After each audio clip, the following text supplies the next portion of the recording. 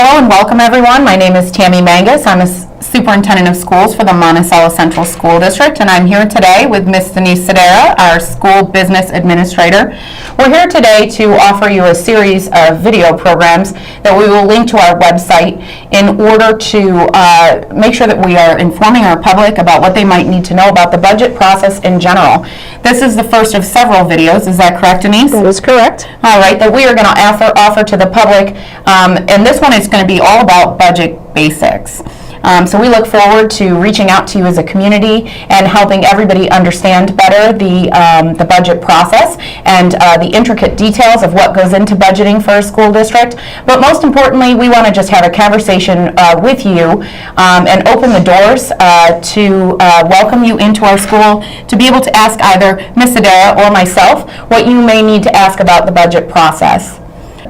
Well, the budget process takes approximately 6 months from beginning to end. We'll start in November.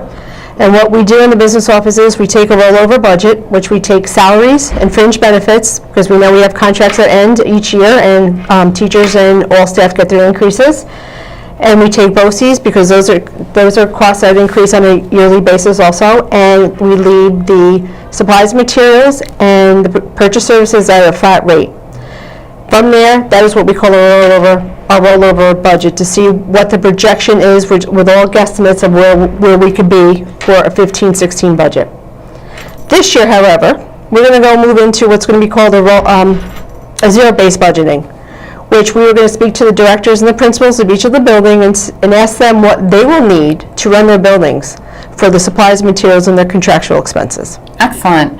So you said it's about a 6-month process. Correct. So essentially what happens first is in November, you bring forward to me as superintendent of schools a rollover budget of potentials based on what we already know about our school district and how we're currently educating students, correct? Correct. All right, then we're going to move forward month to month, and we're going to build that and bring in specific intricacies so that we absolutely know what we need to educate our children, and we receive that information from our departments and our principals.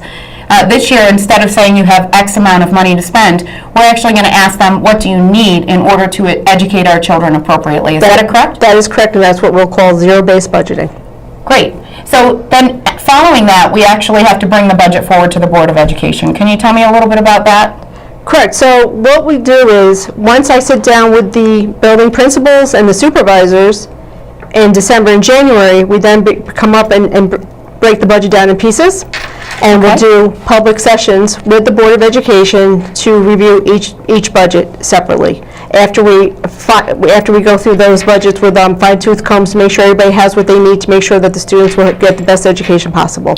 So throughout this process, Denise, I'm hearing that essentially we are regularly informing the Board of Education about the portions of the budget that they need to be made aware of so that they can make educated decisions about their approval at the end of the process. That is correct, and we have to have that finalized by April 23rd this school year, April 23rd, 2015. Excellent. So another frequently asked question that I often get is what actually makes up a school district budget? So could you talk to me a little bit about that? So what makes up the school district budget is what is the cost for the district to provide the services needs to the students. You have salaries for the teachers, you have different benefits. We have to buy supplies and materials, textbooks. There are some field trips that are in play that the students take educational field trips. So this is what culminates into one big a pot of money, and from there we have to make sure that we have the revenues to offset those expenditures so that the revenues and the expenditures equal out. Now our video too in the process is going to specifically describe our actual revenues and expenditures in depth, so we'll come back to that at a later date. Yes. Folks are always interested in wondering how they get to give information to us as a school district. Do you have any suggestions or recommendations? Well, we do public sessions throughout once we begin in February, and at this time Ms. Mangus and myself had discussions about having fireside chats, so we can go to the public at locations convenient to them, so they can bring their ideas and their inputs to us also. So Denise, I absolutely thank you for remembering our district initiative to have some really aggressive outreach to our communities. We absolutely will take the the road trips that have occurred in the past and incorporate some additional fireside chats, because as you know, we definitely want to make sure that we open the door so that our community members can have some input. Now, going back to what we were discussing before, those regular Board of Education meetings, the public is invited to those, is that correct? That is correct. They're opened up. We started meeting at 7 o'clock, and everybody can come and listen to the presentations. They're given by the principals, the supervisors, directors, and myself. Excellent. Now, who gets final say on the proposed budget? The proposed budget, at the final say on the adoption of the budget, is the Board of Education, which is the date of April 23rd this year.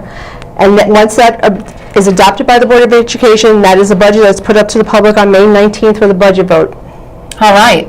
So that vote is really essentially very important, and we look forward to continuing to reach out to our public to gather their input.